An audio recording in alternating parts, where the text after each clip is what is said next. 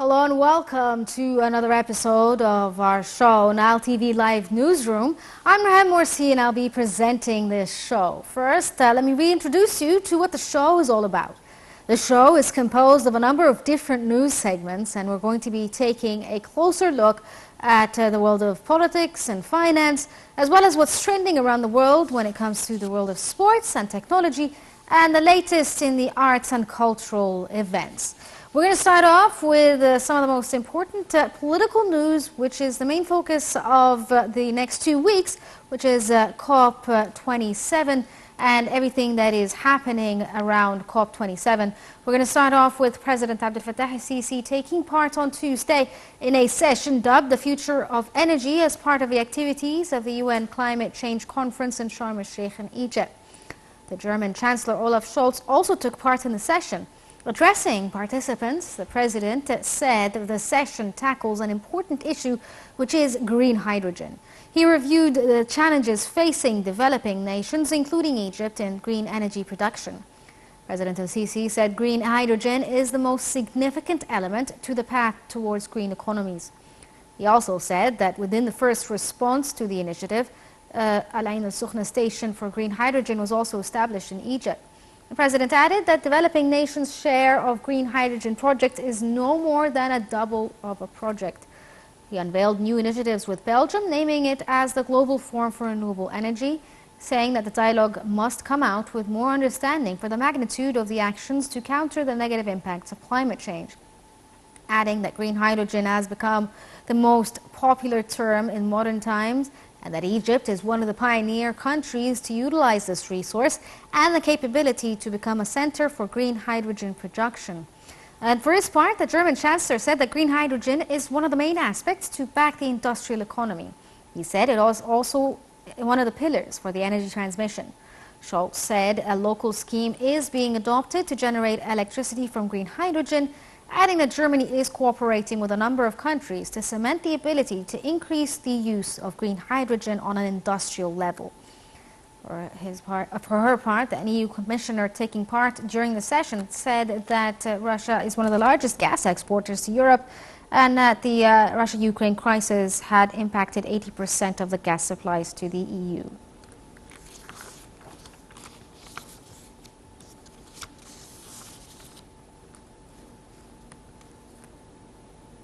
And on the sidelines of the COP27 summit, Nile TV senior correspondent Tagrid Hussein conducted the following interview with the Croatian Prime Minister Andrej Plenković.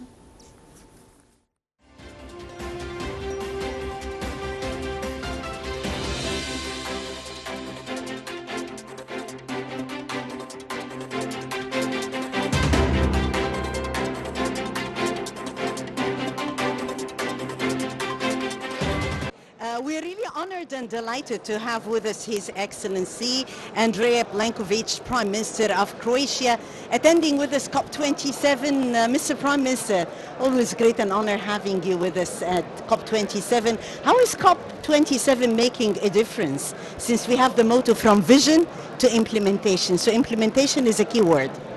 Thank you very much, first of all, for hosting me in the Nile TV program, and it's a pleasure to be here in Sharm el-Sheikh.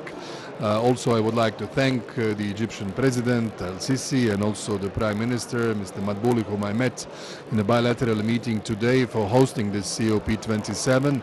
Indeed, as you said, the buzzword of this conference by all the parties to the convention, of course, is the implementation. Not every single COP can be a referential conference where we would commit to new dates, but here what I felt over the past 2 days, both in bilateral meetings and having listened to a large part of the speeches of the colleagues, is that everybody is taking the issue of global warming seriously, that we are committed to implement what we said last year, whether it's the Fit for 55, whether it's the carbon neutrality.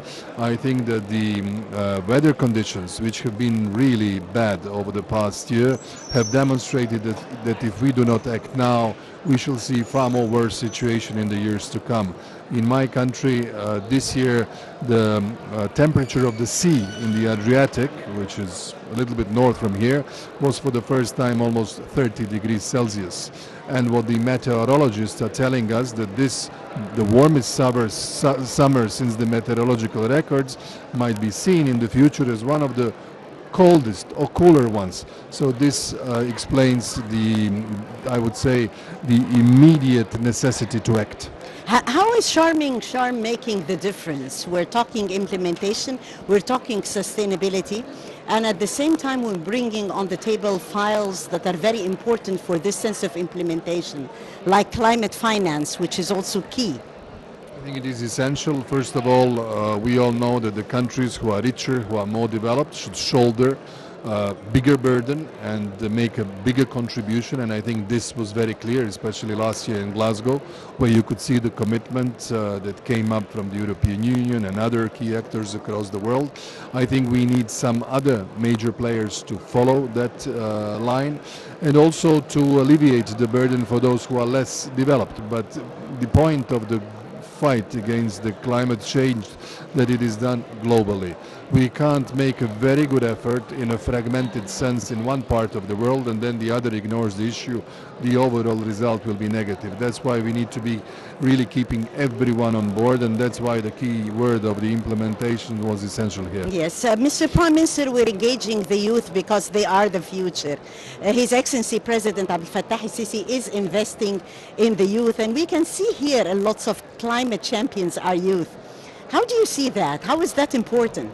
Well, I see that it's happening across the globe. When I talk to our youth in Croatia, now I've been Prime Minister already for full 6 years and I'm in the 7th year of being Prime Minister, I can tell you when we meet the young generation compared to those who are more experienced, the fear of the future, not only for their kids, but even for themselves, is visible.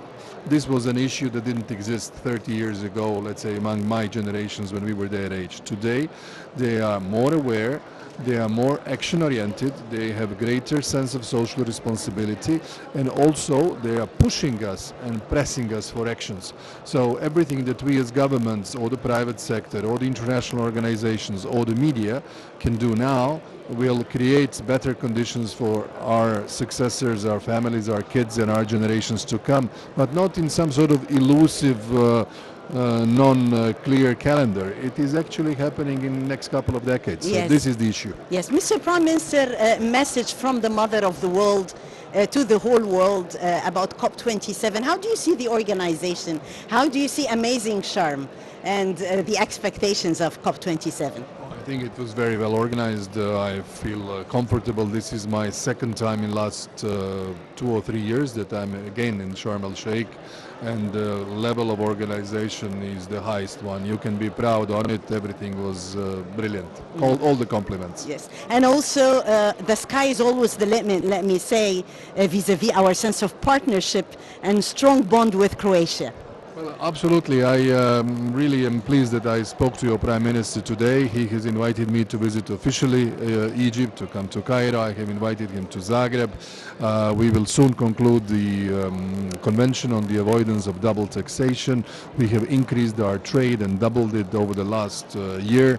What I think we should do is have more links, because we are both Mediterranean countries, and these are the routes that are having a long historic ties between Croats and the Egyptians, and I think that our cooperation in scientific, in cultural field, in tourism should be increased and brought to a higher level, as you said. Yes, thank you so much, Your Excellency, Prime Minister Andrea Plenković, Prime Minister of Croatia, for joining us here exclusively on Nile TV International. Great honor and pleasure. Thank you so much. Thank you very much. Thank you.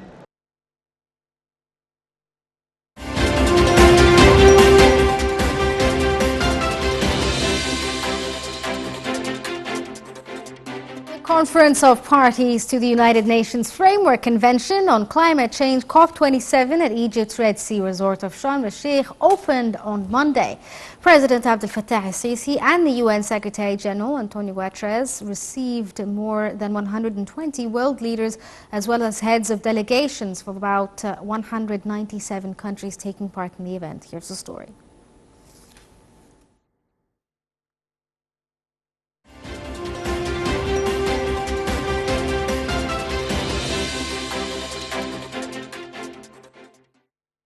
Despite repeated calls for more help, financing offered to date has come nowhere near the estimated $1 trillion a year needed.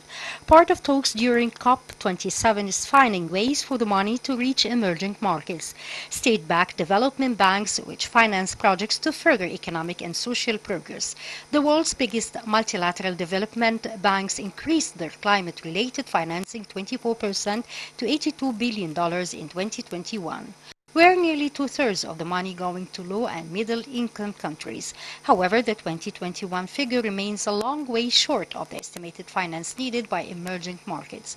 There is also the Green Climate Fund that was set up in 2010 to disperse climate finance. The multi-billion-dollar fund is one of the vehicles for handling the $100 billion a year pledged for rich nations to the poor.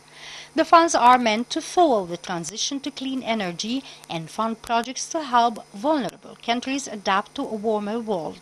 Climate Environment Funds is another influential multilateral investor which helps low and middle income countries adapt to and mitigate climate change. Since 2008, it has supported more than 370 projects in 72 countries using funds from donor governments and the private sector. Blended finance, which seeks to encourage private investors into rescue projects by blending it with money from concessional sources such as development finance institutions, seen as a way to scale finance to emerging markets. Egypt has made the issue of providing finance for loss and damage, climate-related destruction to homes, infrastructure, and livelihoods in the poorest countries that have contributed the least to the global warming. Another way to help developing countries is by having developed countries who have lent billions of dollars to emerging market countries that could be written down or repaid under more climate-friendly terms. While not a direct cash transfer, such debt forgiveness could, for example, include requirements for protecting natural resources. Many emerging market countries are also pinning their hopes on scaling up the nascent market for carbon credits, both between nation states and between countries and companies which are keen to offset some of their carbon emissions. A credit could be generated, for example, protecting a rainforest from being cut down.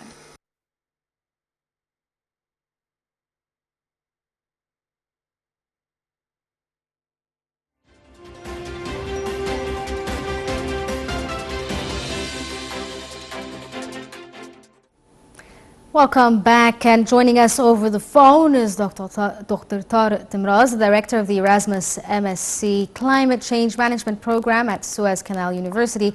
Good evening to you, sir. Good evening to all. Thank you for joining us. Could you, during the inaugural session of the COP, it included a number of world leaders and heads of delegations as well. And during the opening session, the President had warned of dire state of the planet. And one of the main points that the COP itself was meant to focus on is green investments. What kind of pledges do you think will come out of the summit that may offset the effects of climate change?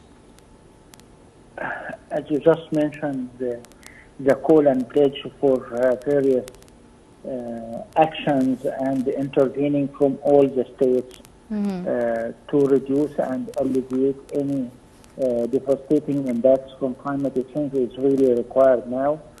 The slogan in this COP is now or never, and I guess the President summarized it all perfectly when he raised the pledge to stop the Ukrainian and Russian war. Yes. Because of the devastating impact from the war itself on the climate change, as well as peace and stability of the world, and also the economic welfare of the whole world. Climate change, unfortunately, now is not a luxury to speak about it because it touches every single life on the world, and consequently, we need to stop the greenhouse gases emissions and a lot of voices are raised in this context to stop it using all the traditional fossil fuel and replace it with the renewable energy. So now that all the sub-attendees are speaking about what is the expected outcomes from COP27, especially in terms of loss and damage. Yes. Because loss of and damage is really unpredictable, and we can see the impacts on Pakistan. And nowadays we are wondering, today Pakistan was hit by climate change, and tomorrow who is going to be the next victim. So all the developing world is asking for a clear mechanism, clear financing mechanism to compensate for the loss and damage, and the developed world is a bit scared from litigation and compensation. So they are saying, yes, we can support, it shouldn't be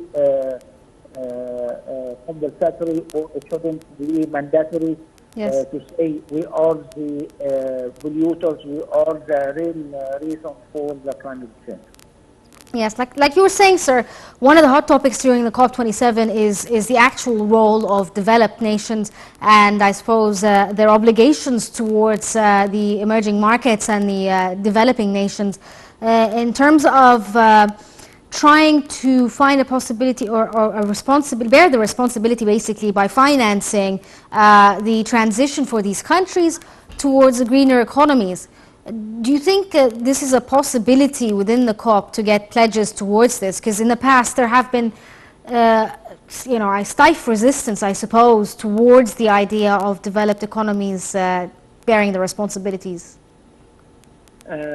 Actually, the green finance is something touching our lives by different means. In Egypt, we can see the differences in establishing the magnificent Bimban solar farm, as well as all Suez Gulf wind farm.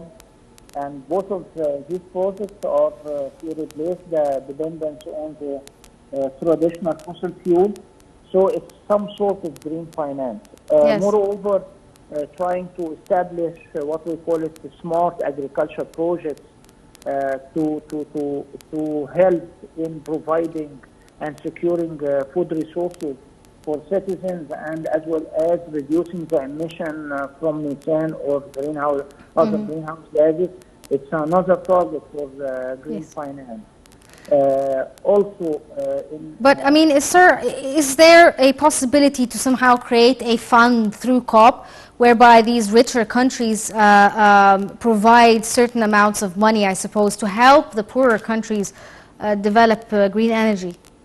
It's already allocated since Copenhagen in 2009. Yes. Until now, there was a pledge that 100 billion is going to be used or going to be aggregated from the developed nations to support the transition of the developing nation or emerging nation to do the adaptation and mitigation required to minimize the impact from climate change. But till now, this amount of money was never reached, and this is why the president said we need to find another mechanism to make the developed countries help and support the emerging nations in respect to climate adaptation. And this is what they needed to do, which we call the global adaptation goal. Yes. Through this mechanism, the developed nation are going to support developing nation to compensate against the negative impact of climate change. Yes. Sir, what about the pledges that were made in COP26, the one that took place in Glasgow? Up until now, they haven't been met yet, and I believe that it's about 30% of what was actually pledged that has been met to date. Do you believe that things may change during COP27 and these nations will fulfill their pledges rather than, drag their feet, I suppose. That was clear in the president's statement. He said, frankly, we need to have the suitable financing mechanism to compensate the developing nation against the negative impact. Yes. Hopefully, we will reach it, and there is actually like hope. In Sharm el-Sheikh COP27, it will be the implementing phase, not the declaration phase, because during the previous 26 meetings, it was declaration, Yes.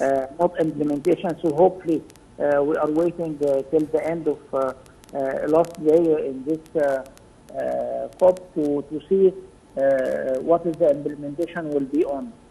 Specifically, we hope to be on loss and damage. Yes. Sir, the first session that they started off with in COP27 was entitled The Future of Energy, and they spoke a lot about green hydrogen and green sources of energy. Do you believe, sir, that within the near future we're going to start seeing a larger dependency when it comes to green energy? Like, could it be like a 50-50 situation when it comes to powering our economies? For sure, I believe in this. And today, like from 1 hour ago, Yes. Her Excellency the Minister of Environment, His Excellency the Minister of Electricity, they signed an agreement with private sector to replace 5 giga of generating electricity from thermal power plants to be replaced by 10 giga from renewable energy sources. And on this, if we work it on, we can reach 50-50 easily. Till now, we are around 22 energy mix, depending on renewable energy. Yes. And in the near future, before 2035, we will reach energy mix around 44%. Yes. So I believe we are going to exceed it and reach more than 50% before 2040. So it's actually a very near future. Yes. All the countries, especially in Africa, can depend on renewable energy sources, both from solar as well as from wind. Okay, here's to a greener future for the entire world. Dr. Tariq Timraz, the Director of Erasmus MSc Climate Change Management Program at the Suez Canal University. Thank you so much for joining us over the phone and telling us what you thought of the COP27 meetings. We're going to take a short break and move on to the business and financial news of today.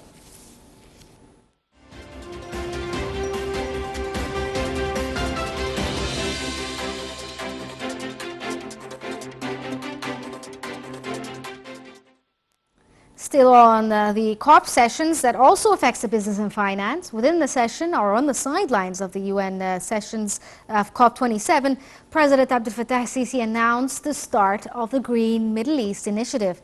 In his address before the session, the President reiterated that the initiative aims at enhancing joint efforts to face the climate change repercussions within the Arab region. The President pointed out that due to these repercussions, Egypt is now establishing a number of ambitious projects and on natural resource sustainability. The head of state also affirmed that the initiative stipulates boosting cooperation and coordination among the scientific research institutions of the participating countries. Meanwhile, the Saudi Arabian Crown Prince Mohammed bin Salman said on Monday the kingdom would contribute $2.5 billion to a green initiative in the Middle East over the next 10 years and host its headquarters. The Middle East Green Initiative was launched by the Crown Prince last year as part of an effort to reduce the regional carbon emissions. Saudi Arabia had said last year it aimed to contribute 15% of the $10.4 billion required for the fund's clean energy projects. The Crown Prince also said that the kingdom's public investment fund would aim for net zero emissions by 2050. The Middle East Green Initiative aims to reduce the carbon emissions from regional hydrocarbon production by more than 60%.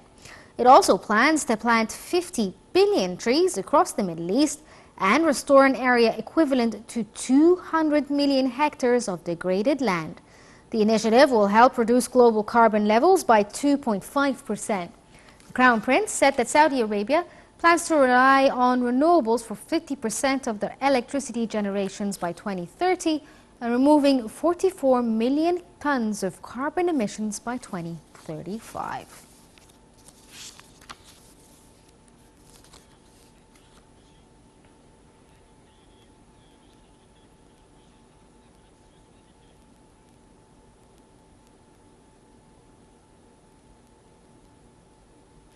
Demands for developing countries, for richer nations to help them pay for the damage caused by climate change and fund the shift towards a low-carbon future look set to dominate the next global climate talks that are currently taking place in Sharm el-Sheikh. Here's a closer look at what's been happening there.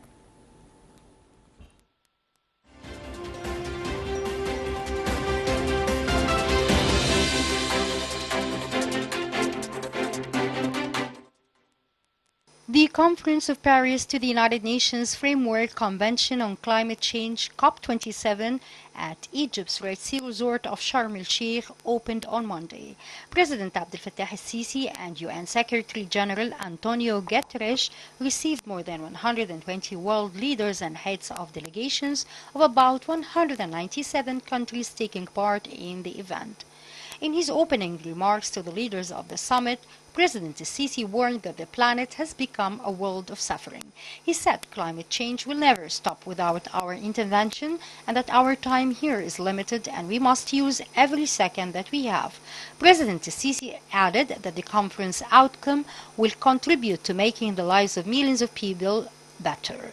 President Sisi also underscored that needs of the world today outpaces climate crisis and slogans and that the peoples want reduction of emissions and providing finances for that. He pointed that serious steps to contribute to strengthening green investments were undertaken in Egypt and that it is important that priorities of all developing countries be addressed. He also called on participants to make their messages to the world clear and to take part in new initiatives to be presented by Egypt. The head of state urged developed nations to take serious steps to deliver their promises and called for an end to the Russian-Ukraine war. In this respect, he added there has been suffering for years from the coronavirus pandemic and now the Russian-Ukraine war. In his opening remarks, United Nations Secretary General Antonio Guterres warned that the world is on a highway to climate hell with feet on the accelerator unless drastic action is taken to curb global warming. He said humanity must cooperate or perish, adding that rich industrial nations must lead the way. But Guterres said emerging economies must also do their best to bend the global emissions curve, calling out the world's two biggest emitters, the United States and China, have a particular responsibility. Guterres also called for a historic deal between rich countries and emerging economies that would aim to reduce emissions and control temperature to the ambitions of the Paris Agreement target of 1.5 degrees Celsius above the pre-industrial era.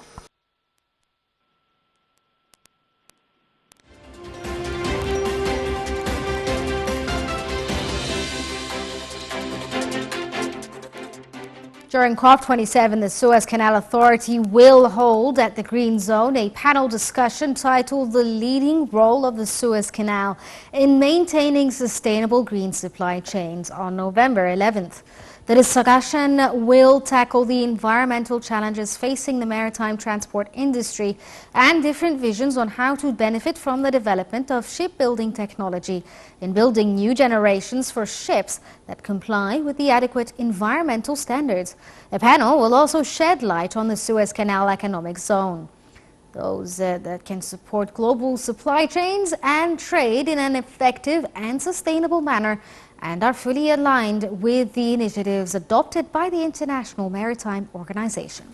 The panel will also highlight the measures that will be taken in the future to achieve a sustainable development and tackle the risks of climate change. Prime Minister Mustafa Madbouli had witnessed in March the signing of a memorandum of understanding to produce green hydrogen that will also be used to fuel these ships.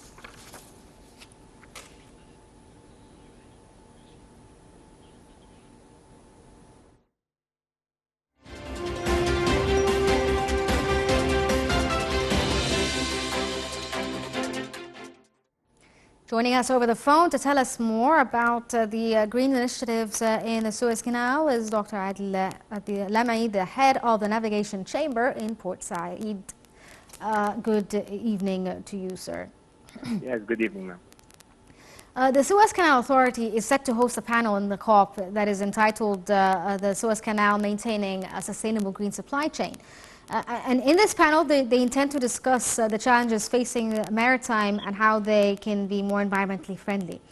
What are the expectations for this discussion, and what is the Suez Canal Authority planning on doing to be more sustainable? See, first of all, appreciated that Egypt already are receiving the COP27. Yes. It looks like that all the nations are in Sinai, and one of the most important city in the world, Sharm el-Sheikh, which is, we are very grateful of it, and hopefully that on the end of the conference we'll have positive reaction to all over the region, and especially for sure in our country, Egypt. Yes. Let's talk about the economic zone and the Suez Canal, and let's tell the people that approximately we have 20,000 ships are passing the Suez Canal per annum, per year.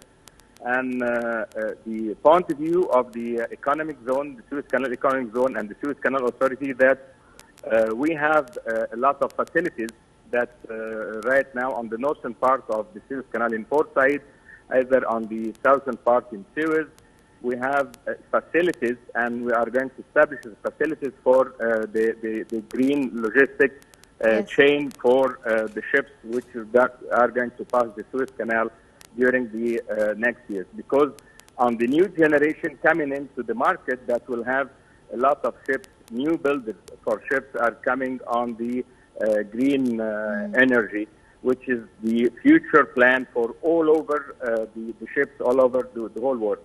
As you know that we have approximately 60,000 ships all around the globe, and for sure year per year we will have to use the green energy soon. That's why Egypt will be updating their logistic, let's say, facilities, especially on the Suez Canal zone, and the reaction is on the COP27 that there is several memorandum of understanding and several contracts. It will be in action very soon, that the green energy will be in action.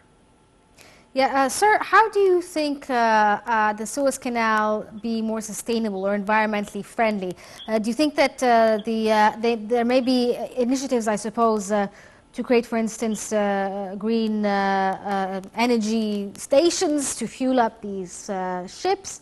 Will there be tariffs, for instance, on polluting ships?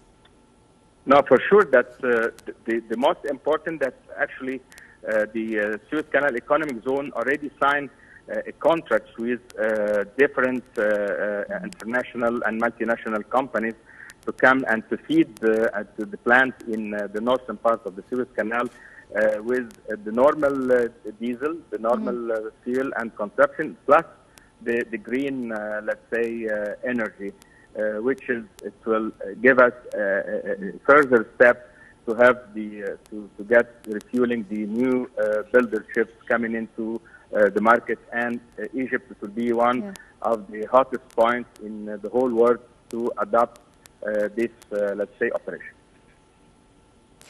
Sir, in your opinion, what kind of measures do you think can be done for port authorities in general to help be more sustainable and be more environmentally friendly? Actually, I'm in Port Said today, and I had a meeting with the vice chairman of the Suez Canal Economic Zone, which is a couple of hours ago, with Admiral Mohammed Baraya, and we had a talk on it, and I think that the Suez Canal Economic Zone are very well prepared to the new, let's say, green energy, and to compare the east of the Mediterranean with all the other ports. And I think that they're very well prepared with their infrastructure, with their infrastructure on the administration, on the paperwork, on the license, on the ground. And I think within 2023 we are going to hear a very positive, let's say, points towards this action and towards this green energy. Okay, Dr. Adil Lamay, the head of the Navigation Chamber in Port Said. Thank you so much for telling us about how Egypt can be more environmentally friendly when it comes to its ports. We're going to take a short break and move on to the tech news.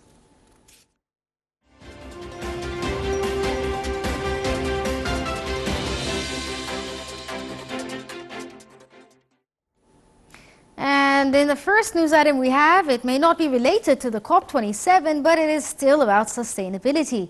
Exhibitors from around the world are presenting hundreds of new products, services, and technologies designed for promoting consumers' health and green and low-carbon lifestyles at the ongoing 5th China International Import Expo, CIIE, in Shanghai. In the Food and Agricultural Products exhibition area, the keywords about the new products on display are food and safety and sustainable development. Under the theme of green, health, innovation and development, many new innovative products are being promoted as healthy and low-carbon lifestyles in the areas of protein supplements and digital agriculture, which cover vegetables, fruits and other agricultural products, dairy products, beverages, as well as snack foods. In the sports section, many internationally renowned sports brands are showing off their new technologies and new materials, as well as products with low carbon emissions. In the consumer goods exhibition area, an air purifier whose concept model attracted a large number of intentional orders at last year's CIIE is making its world debut on the ongoing expo. The 5th edition of the CIIE, scheduled for November 5th to the 10th in Shanghai, has attracted more than 2,000 exhibitors from 100 countries. More than 280 of them are industry leaders or among the world's top 500 enterprises, according to the CIIE Bureau.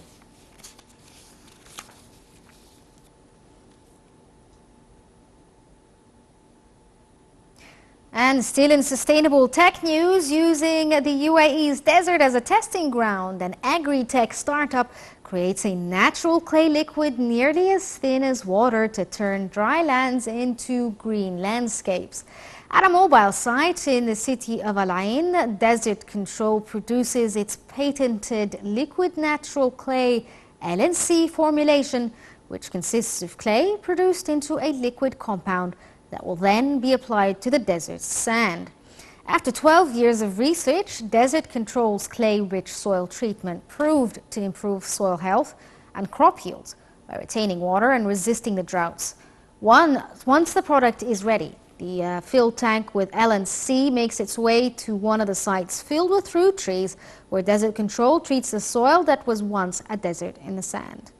Vowing to make Earth green again and to revolutionize the war against desertification, the startup said that the LNC treatment reduces water consumption by 47%. The UAE has always been naturally burdened with dry soil and hot weather, which combined causes sand and dust storms. The effects of climate change, combined with a growing population and economy diversifying into tourism and other areas, have pushed up the demand for water in the UAE, which has relied on expensive desalination plants that make use of seawater.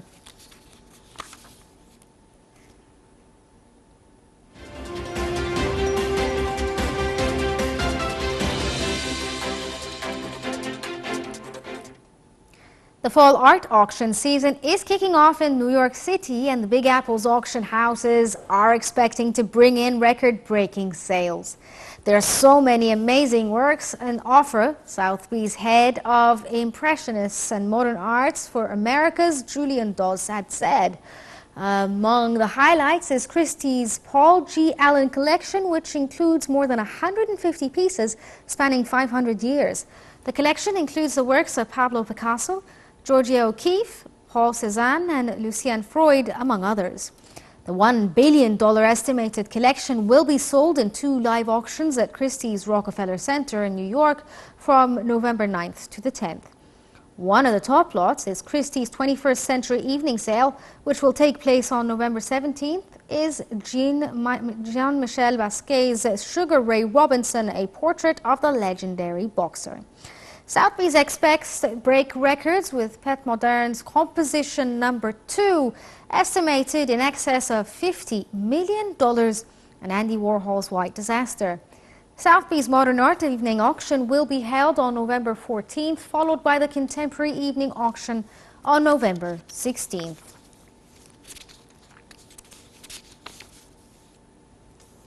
And still on the most interesting and most expensive items around the world, the largest pear-shaped fancy vivid pink diamond ever put up for auction could sell for up to $35 million at a Christie's sale for rare jewels on November 8th. The auctioneer had said on November the 2nd. The diamond weighs about 18.18 carats, according to Max Fawcett, the head of Christie's jewelry department in Geneva. The fortune pink diamond is estimated to go for between $25 million to $35 million. Pink diamonds are among the rarest of all gems, and when they come up for auction, there is a huge amount of interest from collectors around the world, especially in big sizes. The largest vivid pink diamond sold at Christie's was the 18.96 carat Winston Pink Legacy, which got $50.4 million in 2018. A world record price per carat for a pink diamond sold at auction.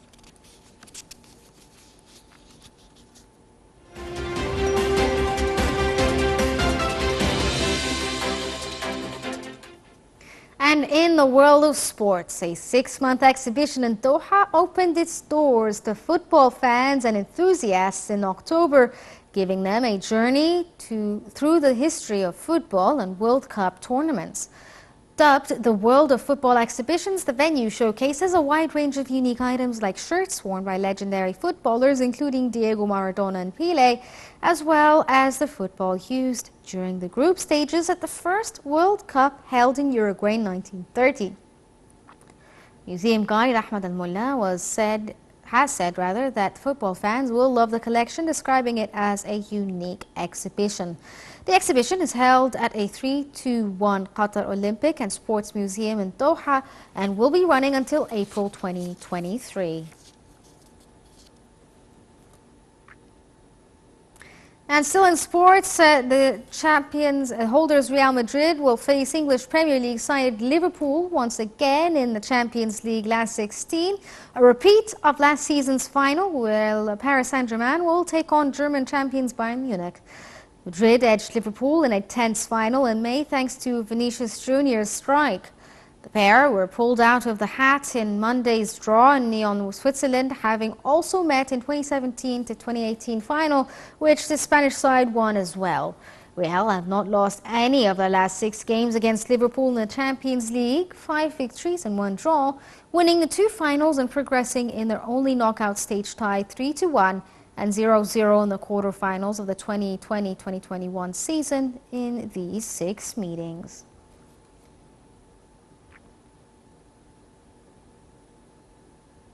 This brings us to the end of this episode of Nile TV Newsroom Live, but there's more on Nile TV, so stay tuned.